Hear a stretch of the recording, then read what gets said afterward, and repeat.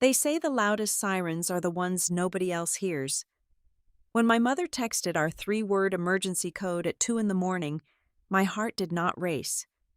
It froze with a rage buried for 8 years. My stepfather thought I was just a quiet, useless tech support girl. He locked her in a psychological cage, forgetting one crucial detail. I break the world's most complex locks for a living. Hello, everyone. Before today's story begins, we'd like to share a quick message. YouTube recently removed our monetization, cutting off our income. If you enjoy this story, we humbly ask for just $1 to help pay our staff so they can make a living and keep creating for you. Thank you for saving us. Now let's begin the story. My name is Maya. The text message glowed with a harsh, glaring blue light against the pitch-black darkness of my apartment. Project Rose. Just 2 words. It was an emergency cipher my mother and I had established exactly 15 years ago, back when my biological father first started showing his true colors. I had not laid eyes on that specific code in over a decade.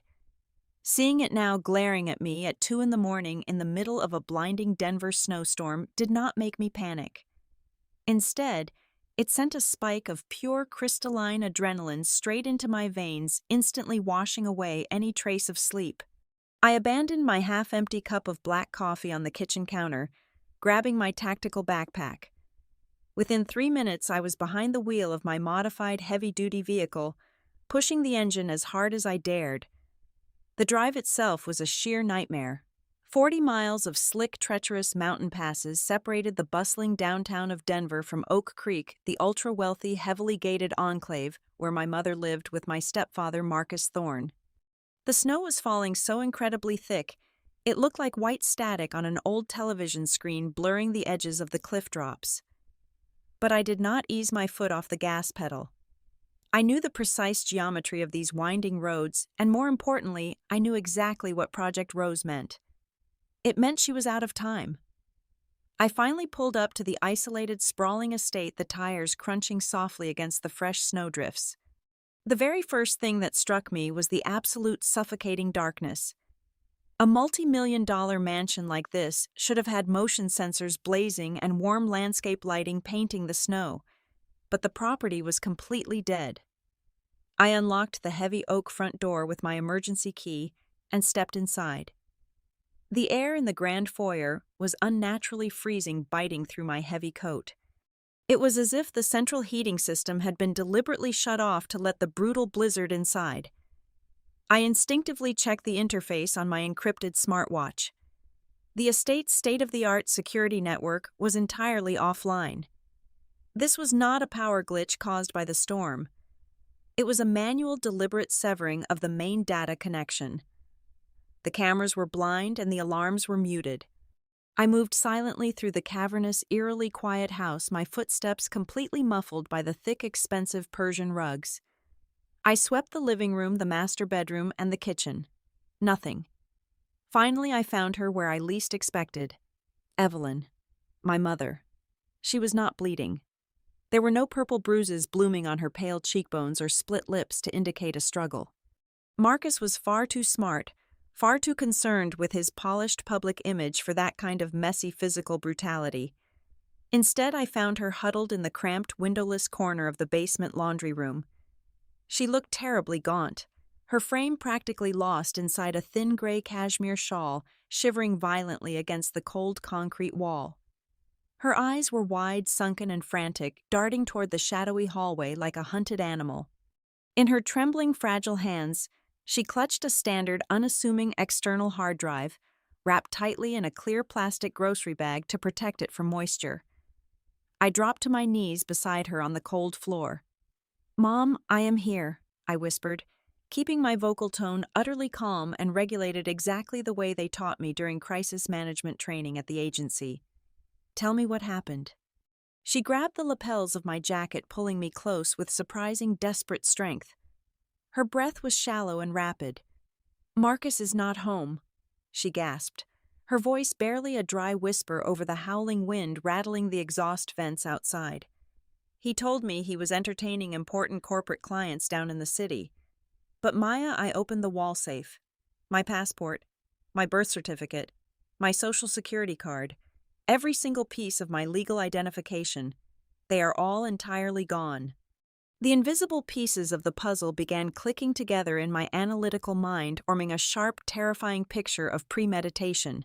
I gently pried the plastic-wrapped hard drive from her frozen, locked fingers.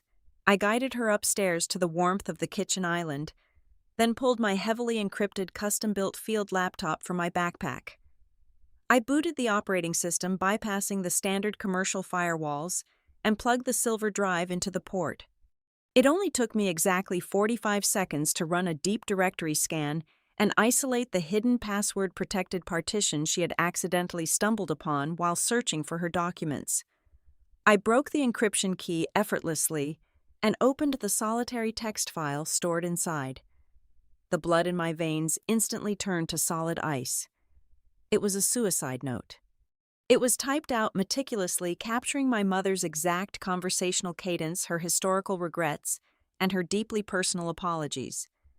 It was the perfect tragic confession of a woman broken by depression. But what made the breath catch violently in my throat? What confirmed the absolute depths of Marcus Thorne's sociopathy was the timestamp neatly formatted at the very top of the letter. It was deliberately dated for tomorrow. Exactly 3 hours passed in agonizing silence before the heavy oak front door finally swung open. The antique grandfather clock in the hallway had just chimed 5 o'clock in the morning. Marcus Thorne stepped out of the howling blizzard and into the foyer, looking completely untouched by the extreme weather. He was meticulously dressed in a charcoal gray Armani suit that fit his broad shoulders flawlessly. However, as he walked into the kitchen where I was sitting quietly at the marble island, a pungent wave of conflicting scents hit me. Beneath the sharp, expensive notes of his cedarwood cologne and the stale, heavy odor of premium Cuban cigars, there was the unmistakable, lingering sweetness of cheap floral women's perfume. He stopped dead in his tracks, his meticulously groomed silver eyebrows knitted together in a display of pure, unadulterated annoyance. The sudden appearance of his stepdaughter clearly ruined whatever narrative he had playing in his head. "Maya," he said, his voice dripping with that familiar syrupy condescension he usually reserved for valet drivers and waitstaff. What an unexpected intrusion. Did the residential Wi-Fi router crash again? Or are you just here to raid the pantry because your customer service salary cannot cover groceries this week? He walked over to the custom wet bar and poured himself a generous measure of scotch, not bothering to offer me anything. He leaned against the counter, swirling the amber liquid, looking down his nose at me. "It is just a routine visit, Marcus," I replied, keeping my voice perfectly flat and devoid of any challenging inflection. I had spent 8 years perfecting the persona of the dull, uninspired IT help desk drone. Mom said the weather was getting bad, so I wanted to make sure everything was secure. "Secure?" he scoffed, taking a slow sip. "Everything under my roof is always perfectly managed. Perhaps if you applied that same concern to your own stagnant career, you would not still be resetting passwords for oblivious office workers at your age." I did not take the bait. I simply offered a mild, vacant smile. But my eyes were scanning the room, landing on my mother as she quietly shuffled into the kitchen from the hallway. The transformation in Evelyn was instantaneous and heartbreaking to witness. The moment she entered Marcus's visual field, her entire physical posture collapsed inward. Her shoulders rounded forward, her gaze dropped submissively to the gleaming hardwood floor, and she seemed to shrink into a ghost of the woman she used to be. This was the textbook manifestation of severe psychological manipulation. It was a trauma response hardwired into her nervous system after years of relentless, invisible mental abuse. He had systematically dismantled her confidence, isolating her from her friends, taking over her finances, and making her believe she was entirely dependent on his goodwill. "Evelyn, darling," Marcus purred, his tone shifting into a sickeningly sweet cadence that made my stomach turn. "Why are you wandering around like a lost child at this hour? You know how your mind gets when you disrupt your sleep schedule." "I just wanted a glass of water." She whispered, her voice so small it was barely audible over the hum of the refrigerator. You are confused again, my love, Marcus said, stepping forward and placing a heavy, possessive hand on her fragile shoulder. He reached into his tailored vest pocket and produced a small, unmarked amber glass vial. Your nervous tension is making you forgetful. You skipped your evening dosage. Here, take this now before you work yourself into another one of your hysterical episodes. He shook a single chalky white pill into his palm and held it out to her, picking up a glass of water with his other hand. I recognized the shape and scoring on the pill immediately. It was not a standard anxiety medication. It was a heavy, fast-acting synthetic sedative. Given the context of the horrific plan he had set in motion, that pill was designed to ensure she remained compliant, incapacitated, and completely unable to defend herself. Evelyn's hand trembled as she reached out her eyes, darting nervously toward me, but she took the pill and swallowed it under his unblinking, predatory stare. I clenched my fists under the table, digging my fingernails into my palms to maintain my composed facade. Just then the screen of my phone lit up with a pre-programmed alert. I picked it up, adopting a look of mild corporate exhaustion. Sorry, I muttered, looking at the screen. It is my shift manager at the call center. We have a server outage downtown. I need to take this. I tapped the screen and held the phone to my ear, launching into a rehearsed, mundane monologue about rebooting domain controllers and checking firewall logs. But in reality, the tap on my screen had executed a complex, multi-layered background protocol. I was securely transmitting the encrypted data package containing all the evidence I had gathered straight into the heavily fortified servers of Aegis Vanguard Analytics. As I rambled about internet protocols to a deadline, the digital proof of Marcus's impending crime was actively being distributed to a team of elite intelligence analysts spread across 3 different continents. Marcus watched me with a look of supreme boredom, clearly satisfied that his pathetic stepdaughter was busy dealing with trivial computer problems. He finished his drink, slammed the crystal glass onto the counter, and let out a theatrical yawn. "Keep your voice down," he commanded sharply. "I have back-to-back board meetings starting at 8 in the morning and I need rest. Since you are already here, you can monitor your mother. Make sure she stays in bed." He turned and walked toward the grand staircase leading to the master suite. But as he left the kitchen, he did something highly deliberate. He pulled his sleek encrypted corporate smartphone from his pocket and placed it face down right in the center of the marble island, well within my reach. It was a classic arrogant trap. He was intentionally leaving his most secure device exposed to test us. He wanted to see if Evelyn's paranoia or my supposed curiosity would tempt us to try and unlock it. If someone even pressed the power button, the biometric sensors would log the failed entry, and he would have the perfect excuse to punish us for snooping. He thought he was the smartest person in the room. He thought his corporate-grade security was impenetrable to a lowly help desk girl. He had no idea that I did not need to touch the screen. I did not even need to breathe on it. I kept the phone pressed to my ear, continuing my fake conversation with my non-existent boss. Underneath the table, I blindly tapped the tactical watch on my left wrist, activating the military-grade near-field data siphon integrated into the bottom of my backpack resting on the floor. A silent, invisible frequency bridged the gap between my hardware and his exposed phone. A tiny progress bar appeared on the inner display of my glasses. 10%, 40%, 80%, 100%.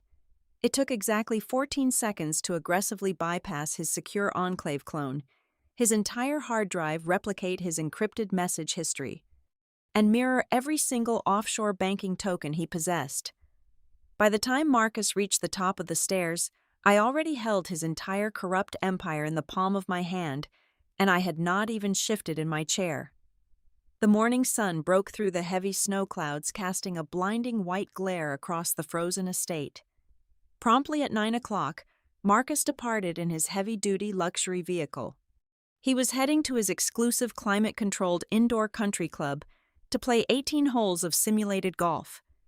It was an essential part of his meticulously crafted image as a wealthy, carefree, retired gentleman. He needed to be seen to have ironclad alibis and to project absolute normalcy to his wealthy peers. The moment his vehicle cleared the front security gates, I sprang into action. I slipped into my old childhood bedroom, securely locked the heavy wooden door behind me, and drew the thick blackout curtains tight against the winter light. The room was exactly as I had left it years ago, a dusty monument to my teenage years, but I fiercely ignored the wave of nostalgia. I set up my tactical workstation on the small writing desk, linking my field laptop to the decryption module I had used downstairs. It was time to dissect the massive payload of ghost numbers and shadow data I had siphoned from his device. My proprietary analysis engine, custom-built by the engineering team at Aegis Vanguard Analytics, immediately began tearing through the cloned directories. Lines of encrypted code cascaded across my dual monitors like a digital waterfall. I was searching for the exact mechanism of his financial control, expecting to find hidden offshore assets or secret bank accounts he was hoarding for a divorce. What I uncovered, however, was a crime far more insidious and brutal than a simple secret stash of cash. Marcus had not just stolen from my mother. He had weaponized her very identity. I traced a labyrinth of complex financial transactions, peeling back layer after layer of corporate camouflage. Instead of physical violence, Marcus had subjected Evelyn to a devastating administrative slaughter. I found the digitally notarized deeds and the buried corporate filings. He had quietly transferred the ownership of absolutely everything. My mother's legacy, her old successful consulting firm, her family trust fund, and even the very mansion we were currently standing in. They were no longer hers. He had pledged every single asset as collateral for massive high-interest loans from unregulated shadow banks. And my database confirmed those banks were just legitimate fronts for a notorious international economic crime syndicate. The sheer scale of the operation made my chest tighten with a sickening dread. My software illuminated the flow of illicit funds like glowing dye injected into a sick bloodstream. Marcus was washing tens of millions of dollars in dirty cartel money through a tangled web of dummy corporations. But here was the most sinister, stomach-churning part. His name was nowhere on the primary documents. Every single digital signature, every biometric verification token, every virtual bank account used to shuffle the dark money was registered firmly under Evelyn Thorne. He was not merely planning to cut and run with stolen wealth. He had spent the last 4 years meticulously framing a vulnerable, heavily sedated woman. He was setting my mother up to be the ultimate, undeniable mastermind of a federal financial conspiracy. When the house of cards inevitably collapsed, and the agents from the Federal Bureau of Investigation came kicking down the doors with federal indictments, Marcus would be completely clean. He would play the devastated, ignorant husband of a criminal mastermind who had secretly squandered their fortune and ruined their lives. My fingers flew across the keyboard, bypassing a secondary firewall, to access his personal itinerary folder. I needed to understand his exit strategy. The system cracked the local encryption, revealing an electronic boarding pass. It was a one-way first-class ticket out of the country destined for Zurich, Switzerland. The flight departure time was scheduled for exactly 8 o'clock tonight. I stopped breathing for a fraction of a second. 8 o'clock tonight. It was the exact same time recorded on the fake suicide letter I dug up from the secret hard drive in the basement. The whole terrifying truth suddenly clicked into place. Marcus wasn't going to wait around until the authorities exposed the fraud. He was actively orchestrating the fallout himself. He would make his way to the airport to lock in his alibi, and my mother would be discovered later the victim of a supposedly tragic drug overdose, leaving behind a full written confession to the massive money laundering scheme. A tragic end to a disgraced woman fleeing from justice. It was a flawless, airtight trap. Furious heat flushed my face, melting away the cold logic I usually relied on. I initiated a deep dive trace on the final destination of the laundered funds, tracking the routing numbers bouncing off servers in the Cayman Islands, Cyprus, and finally Geneva. I watched the progress bar inch toward 100%, waiting to confirm the Swiss account number I needed to completely freeze his stolen assets. But when the final node decrypted, the screen flashed with an unexpected glaring red alert. A secondary, highly hidden financial pipeline splintered off from the main offshore account. It was a massive severance transfer, a carefully hidden fail-safe protocol, and the money was not going to Switzerland. I opened the routing document, my eyes scanning the beneficiary details. My heart hammered against my ribs with a violent thud. The receiving account was held at a prominent offshore bank, but the registered owner of the account was not a shell corporation. The name on the account was Maya. My name. My social security number. My exact date of birth. Marcus had secretly transferred a massive, undeniable sum of the cartel's dirty money directly into a shadow account under my identity. The realization hit me like a physical blow to the stomach. It was his ultimate insurance policy. If I somehow figured out his plan, if I dared to stand up and speak out to the authorities to protect my mother, the financial paper trail would instantly implicate me. To the federal agents, I would not look like a whistleblower trying to save her family. I would look exactly like a greedy co-conspirator, a daughter taking her illicit cut of the criminal profits, who suddenly got cold feet and tried to pin the blame on her stepfather. He had bound my hands with golden invisible chains. If I moved against him through traditional legal channels, we would both go to federal prison for decades, and he would vanish into the Swiss Alps completely untouched. He had checkmated me before I even knew we were playing a game. I sat back in the chair staring at the glowing monitors, the heavy silence of the snow-covered house pressing against the walls. He thought this digital hostage situation would force me into panicked silence. He thought he had perfectly calculated every single human variable. But Marcus Thorne had made one fatal miscalculation. He assumed I played by the rules of the law. He did not realize I operated in the darkest digital shadows, and I was about to rewrite his entire system from the inside out. By precisely noon, the storm outside had settled into a steady, freezing snowfall, but inside the formal dining room, Marcus was meticulously orchestrating a completely different kind of illusion. He had invited two of his senior real estate partners and his personal corporate attorney for a private luncheon. The sprawling mahogany table was set with heavy crystal water glasses, polished sterling silver cutlery, and a centerpiece of imported white orchids. The air smelled of roasted rosemary lamb and expensive red wine. Marcus was in his element, holding court at the head of the table. He laughed expansively, pouring a $200 Cabernet Sauvignon for the attorney, playing the role of the jovial, prosperous patriarch to absolute perfection. My mother sat to his right, looking like a fragile porcelain doll, dressed in a high-necked silk blouse he had chosen for her. The heavy sedative from earlier had clearly taken a deep hold. Her eyes were glazed, and her movements were painfully slow and mechanical. I sat directly across from her, quietly pushing a small piece of lamb around my porcelain plate, maintaining my vacant, harmless expression. "It is just a matter of securing the legacy, gentlemen," Marcus announced warmly to the table, his booming voice echoing off the high ceiling. "Family first. Always family first."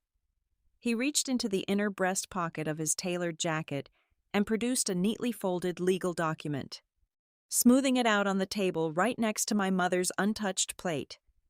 He pulled a heavy gold fountain pen from his shirt pocket and uncapped it with a smooth, practiced motion. "Speaking of legacy, Evelyn darling," Marcus said, his tone dripping with practiced loving concern. He patted her trembling hand. "Since Richard is here to notarize, let us just get this out of the way. It is just the standard renewal paperwork for the joint life insurance policy. We discussed this last week. Remember?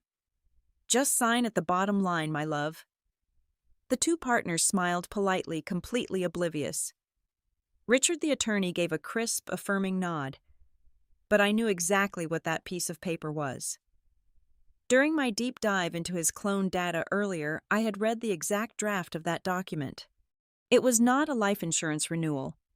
It was a legally binding, irrevocable medical power of attorney and a consent form for immediate involuntary transfer to a high-security psychiatric facility located out of state.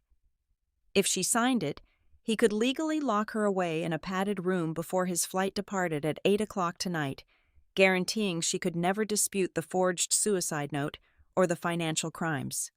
Evelyn stared blankly at the paper. Her hand shook violently as she reached for the heavy gold pen. She was entirely lost in the chemical fog of the sedative, completely conditioned to obey his commands in front of an audience. "Come now, dear. Do not keep our guests waiting," Marcus urged gently, though his eyes were completely dead-locked onto her with a cold, terrifying pressure. She pressed the gold nib to the paper. I moved.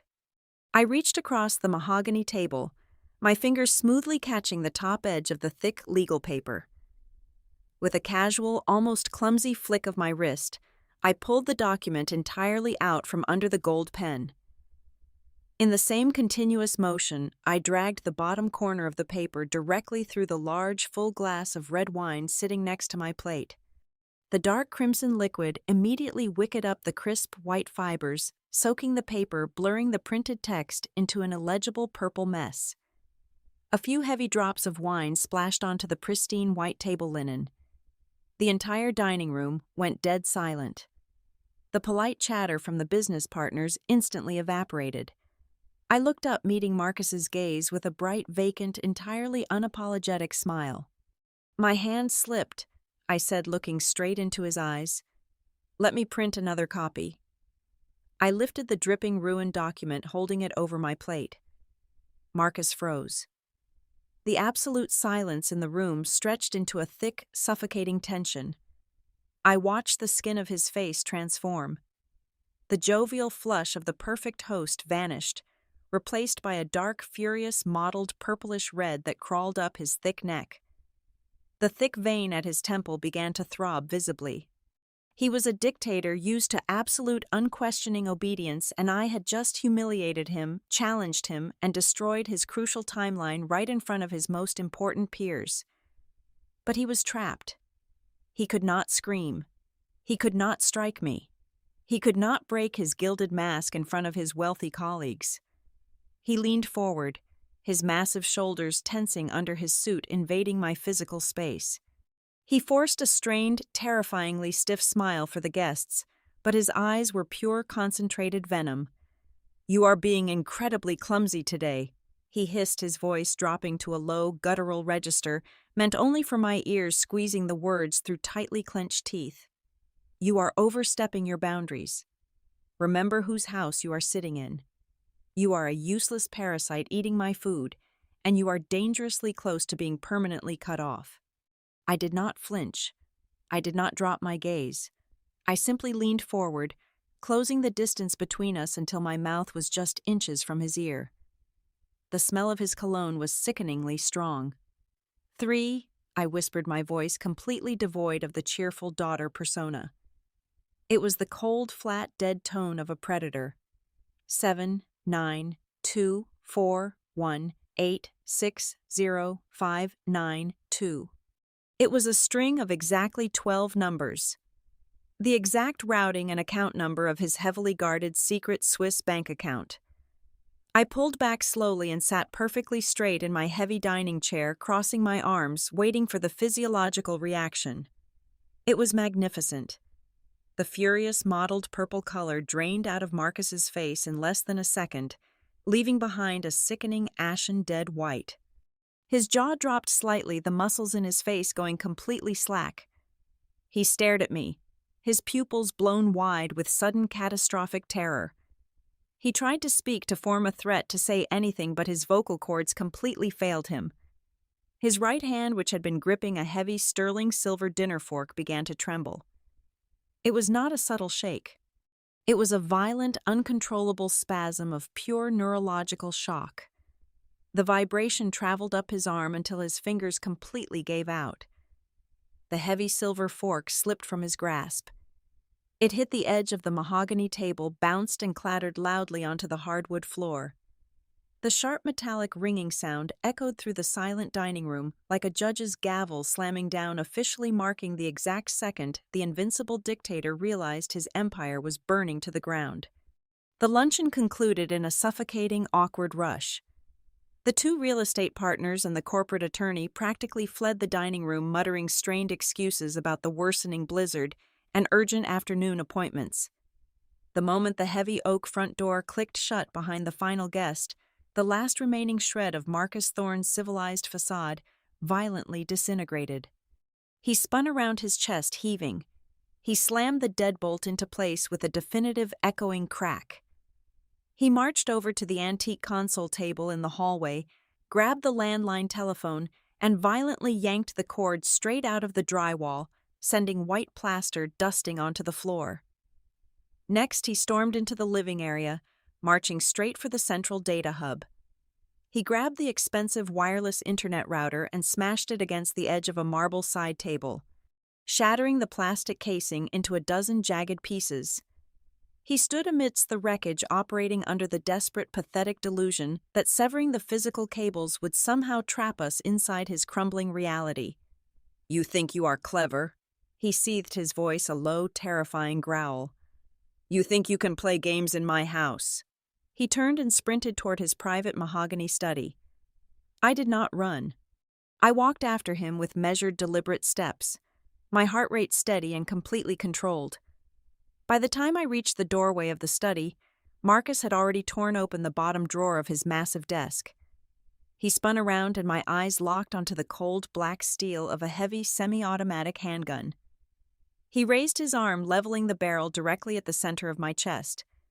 His hands were shaking, but his finger hovered dangerously close to the trigger. "Who are you?" he roared, the sound tearing through the quiet house, completely stripping away his refined, aristocratic persona. "You are not a helpless customer service drone. Tell me how you know that 12-digit sequence. Tell me right now, or I swear I will end you both." I did not take a single step backward. My agency training took complete control of my nervous system. I analyzed the distance, the angle of his grip, and the wild, panicked state of his dilated pupils. "Put the gun down, Marcus," I said. My voice was entirely flat, an icy clinical instrument devoid of any fear. "You are a calculating businessman, not a street thug. Use your logic. If you pull that trigger, the noise will echo across the entire valley. The police will find ballistic evidence, blood splatter, and gunshot residue all over your expensive suit. How exactly does a double homicide fit into your meticulously crafted narrative of a depressed, guilty wife committing suicide? You shoot me and you will never make your 8 o'clock flight to Zurich." The cold truth of my words hit him, but before he could process the tactical reality of the situation, a sudden movement blurred in my peripheral vision. It was Evelyn, my mother. The heavy synthetic sedative still clouded her bloodstream, making her steps heavy and uncoordinated, but pure, fierce maternal instinct violently overrode the chemical suppression. She shoved past me, placing her frail body directly between my chest and the barrel of the gun. I looked at her face and saw a breathtaking transformation. The cowering, terrified victim who had been trembling in the basement laundry room was entirely gone. She stood tall, her chin raised. As she stared down the barrel of the weapon, her sunken eyes held absolutely zero fear. There was only pure, unadulterated disgust for the pathetic man standing before her. Marcus sneered, a cruel, ugly smile twisting his pale face. He slowly lowered the gun by a few inches, though he kept his grip tight. He thought he still held the ultimate trump card. "It does not matter," he spat, his voice regaining a fraction of its arrogant edge. "You can play the brave martyrs all you want. It is already too late. The automated protocols triggered an hour ago. The forged financial records and the digital confessions have already been successfully routed to the federal servers. The Federal Bureau of Investigation will be kicking that front door off its hinges in less than 10 minutes to arrest the greatest money launderer in the state of Colorado. You will rot in a federal penitentiary. Evelyn and I will be drinking champagne at 30,000 feet." Right on cue, a sound pierced through the heavy insulation of the mansion walls. It started as a faint, ghostly wail cutting through the howling blizzard, but it rapidly multiplied, growing louder and more distinct with every passing second. The unmistakable, piercing shriek of heavy police sirens. Marcus let out a short, triumphant bark of laughter, stepping back to admire his own perceived genius. He gestured toward the front of the house with the hand holding the weapon. "Right on time," he gloated. "Your ride is here. I offered him a slow, chilling smile. "You are right about one thing, Marcus," I replied, my voice cutting through his laughter like a scalpel. "The authorities are indeed here, but those are not federal agents coming to arrest a confused woman. Those sirens belong to a specialized tactical strike team from the Financial Crimes Enforcement Network, and they are not responding to your automated forged documents. They are responding to the unredacted decrypted data packet I directly transmitted to their director exactly 2 hours ago." The heavy oak front door of the mansion did not simply open. It exploded inward with a deafening crash, splintering off its hinges under the force of a heavy tactical battering ram. Over a dozen heavily armored agents flooded the grand foyer, their heavy boots thundering across the hardwood floors. Their weapons raised and tactical lights aggressively sweeping the darkened rooms. The moment the first agent breached the doorway of the mahogany study, Marcus Thorne instantly dropped the black steel handgun onto the expensive Persian rug. He threw both of his hands high into the air, completely dropping his menacing posture. Within a fraction of a second, he morphed back into the desperate, bewildered victim. "Officers, thank God you are here," he screamed, his voice cracking with artificial panic. "It is my wife, Evelyn, has completely lost her mind. She has been stealing from my companies, running a massive financial fraud, and she just threatened me with a weapon. You have to arrest her right now." I did not raise my voice to argue. I simply walked right past his pathetic theatrical display, moving smoothly toward the lead tactical commander. Reaching into my jacket, I pulled out my thin encrypted field tablet and handed it directly to the agent. The screen was brightly lit, displaying a live, undeniable diagnostic dashboard. "Commander," I said calmly, "what you are looking at is the direct execution code I just used to completely reverse a massive international wire transfer. Exactly $15 million in stolen assets have just been forcefully rerouted from a hidden Swiss bank account and deposited directly back into the original victim trust funds.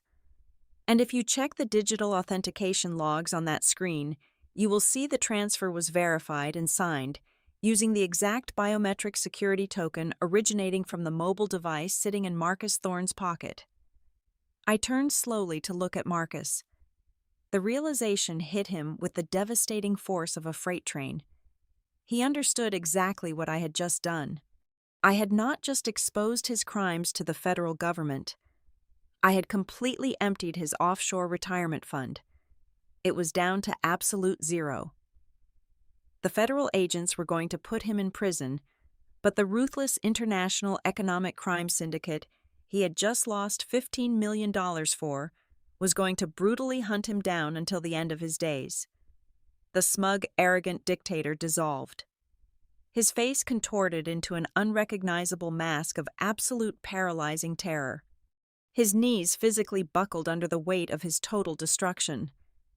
2 heavy agents grabbed his arms aggressively, pulling them behind his back and snapping cold steel handcuffs around his wrists. As they dragged him past us toward the ruined front door, my mother stepped forward. She did not yell. She did not shed a single tear. She reached down to her left hand, slowly sliding the massive, expensive diamond wedding ring off her finger.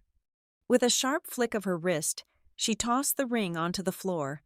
It bounced against the hardwood and rolled right to the tips of his Italian leather shoes. She did not say a single word to him. In that moment, her utter silence held infinitely more power and finality than any curse she could have ever spoken. 6 months later, the suffocating blizzard of Denver felt like a lifetime away. My mother and I were sitting on the sun-drenched wooden balcony of a small, cozy apartment on the coast of Southern California. There were no imported orchids, no expensive crystal glasses, and no gilded cages. There was only the gentle, rhythmic sound of the ocean waves crashing against the beach and a profound, absolute peace settling over us. Evelyn took a slow, relaxed sip from her ceramic mug of chamomile tea. She turned her face toward the warm ocean breeze, closing her eyes for a moment, before looking over at me with a soft, knowing smile playing on her lips. "You know, Maya," she murmured, her voice steady and clear, entirely free of any chemical fog. "I always knew you were never just a regular computer help desk worker." I raised an eyebrow, genuinely surprised. What do you mean? Her smile widened into a bright, mischievous grin. Marcus was incredibly careful, she explained softly, but he was arrogant. He thought I was completely broken. He never realized I was the one who quietly slipped down to the basement, memorized his safe combination, and stole that encrypted hard drive. And I deliberately left it wrapped in plastic sitting right in plain sight in the laundry room, because I knew the moment you saw it you would tear his entire world apart. Thank you so much for listening to today's story. We hope you enjoyed it. As an ad-free channel, your support is what keeps us alive. Please support Vivian Revenge Stories with just $1 via the QR code on the screen, or click the link in the description box or pinned comment.